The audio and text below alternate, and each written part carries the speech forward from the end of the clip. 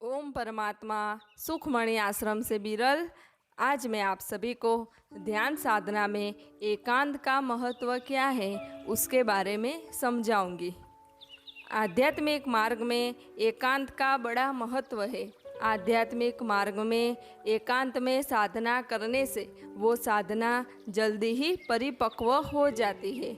इसलिए तो महात्मा संत ऋषि मुनि हिमालय में जाके जंगलों में जाके ध्यान साधना करते हैं, ताकि हिमालय में कोई सामान्य मनुष्य होता ही नहीं, इसलिए वहाँ विचार भी नहीं होते। इसकी वजह से वहाँ तुरंत साधक को ध्यान लगता है। लेकिन सभी लोग तो हिमालय में जा नहीं सकते, इसलिए सामान्य मनुष्य को तो वो जहाँ रहता है वहीं पे एकांत का निर्माण करना होगा। लेकिन ऐसा हम कैसे करेंगे? तो बाहर की परिस्थिति तो हमारे हाथ में नहीं है कि हम इतने बड़े विश्व में एकांत में रह सके, लेकिन भीतर की परिस्थिति तो हमारे हाथ में ही है। भीतर तो हम एकांत का निर्माण कर ही सकते हैं। भीतर से तो हम एकांत का निर्माण करके ध्यान साधना कर ही सकते हैं। हमारे भीतर हमारे चित्त में कोई व्यक्ति ना हो, विचार ना हो, कोई वस्तु ना हो, वही है सच्चा एकांत। जीवंत सद्गुरु के सानिध्य में जब हम जाते हैं तो जीवंत सद्गुरु के चैतन्य ऑरा में हमारे भीतर कुछ देर तक एकांत का निर्माण हो जाता है। लेकिन जब हम स्थूल शरीर से जाते हैं तब, लेकिन अभी जो परिस्थिति है उस परिस्थिति में हम स्थूल शरीर से तो जीवंत सद्गुरु के सानिध्य में जा नहीं सकते, तो अब हमारे भीतर कैसे एकांत का निर्माण होगा? तो भले ही हम स्थूल शरीर से ना जा सके, परंतु अपने मन से हम सदा सद्गुरु का भजन कर सकते हैं और चित्त से सदा सद्गुरु के दिव्य स्वरूप का दर्शन कर सकते हैं। तो इस परिस्थिति में हमें सद्गुरु के चैतन्य स्वरूप के साथ जुड़कर ध्यान साधना करके आध्यात्मिक मार्ग में आगे बढ़ना है। देखें, मैं आपको चित्त से कैसे जुड़ना है उसका मार्ग दिखाती हूँ।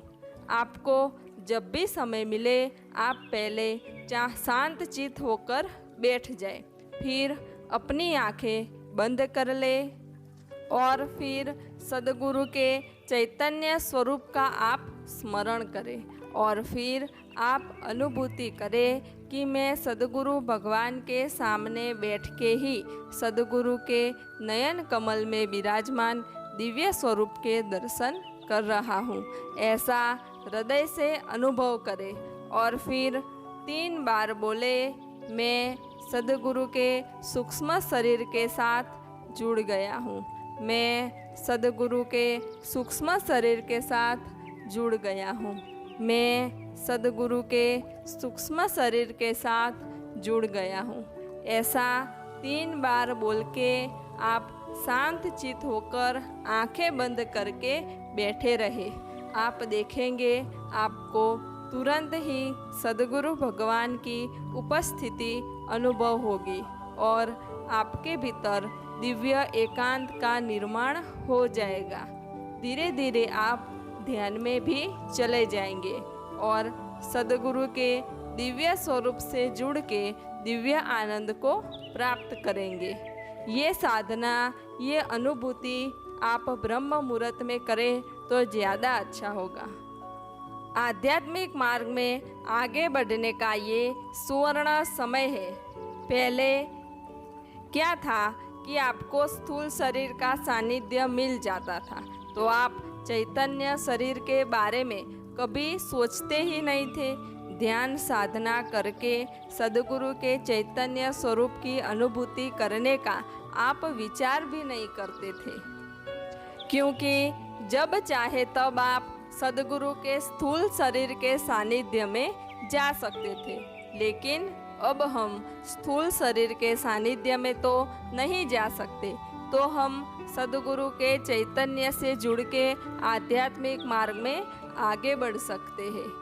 बाहर भले ही आपको एकांत ना मिले, लेकिन भीतर अगर आपको एकांत मिल गया तो आप कहीं भी रहे, आप अपने आत्म स्वरूप में स्थिर रह सकते हैं। जहाँ है वहीं उसने एकांत को प्राप्त कर लिया, फिर वो कहीं भी रहे, वो हमेशा भीतर के एकांत में ही रहेगा, क्योंकि इस जगत में रहते हुए उसने एकांत को प्राप्त किया है। कितनी मुश्किलें, कितनी मन की स्थिरता, कितनी चित्त की स्थिरता रख के अड़ग मन से उसने ध्यान साधना की है, इसलिए उसकी यह दिव्य स्थिति टिक सकती है। लेकिन उसके लिए भी साधक को रोजाना ध्यान साधना करनी ही पड़ती है। साधक ध्यान के मार्ग से कभी विचलित होना नहीं चाहिए। भीतर की शून्यता, भीतर की स्थिरता, भीतर का एकांत, ये अद्भुत स्थिति एक बार मिल जाए फिर उस पे टिके रहना भी बड़ा कठिन होता है। देखिए, मैं आपको एक कहानी द्वारा समझाती हूँ। एक बार एक साधक था, तो वो इस जगत को छोड़कर जूनागढ़ में दूर दूर पहाड़ों में चला गया साधना करने। कई साल उसने साधना की। उसे लगा कि मैं तो अब परिपूर्ण हो गया, अब चलो मैं तो संसार में जाके सबको ज्ञान दूंगा, सबको उपदेश दूंगा। वो तो गया संसार में, इस जगत में आ गया। फिर जब कोई उसे कुछ कहता तो उस महात्मा को तो बहुत क्रोध आ जाता और वो सभी मनुष्य पे क्रोध करते। कभी कभी वो मनुष्य को पत्थर भी मार देते, इतना उनको क्रोध आता था। फिर एक मनुष्य ने एक बार उस महात्मा से कहा कि आप इतने ज्ञानी हो तो अभी आपको इतना क्रोध बात बात पर क्यों आता है। उस महात्मा के मन में हुआ कि बात तो सही है। फिर वापस से वो महात्मा ध्यान साधना करने चले गए। कहने का तात्पर्य है कि शून्य की स्थिति को संभालना बड़ा कठिन होता है। एक बार ये स्थिति मिल जाए फिर भी आपको हर रोज ध्यान साधना करके उस स्थिति को संभाल के रखना होता है। और जो इस संसार में रह के ध्यान करते हैं, साधना करते हैं, भक्ति करते हैं, वो तो इस स्थिति को संभालने में परिपक्व हो जाते हैं, क्योंकि वो तो शुरुआत से ही सबके बीच रह के ध्यान करते हैं। वो तो शुरुआत से ही कीचड़ में जैसे कमल खिलता है वैसे अपने आत्म स्वरूप में खिल जाते हैं। तो आप कहीं भी हो, अगर आपके भीतर एकांत का निर्माण हो जाए तो आपको वो शून्यता की स्थिति, वो दिव्य स्थिति प्राप्त हो जाए तो आपकी आध्यात्मिक प्रगति जरूर होगी। तो एकांत यानी भीतर की शून्यता, तो रोज़ाना ध्यान करें और अपने भीतर ही एकांत का निर्माण करके आध्यात्मिक प्रगति करें। सब घटवासी परमात्मा को प्रणाम।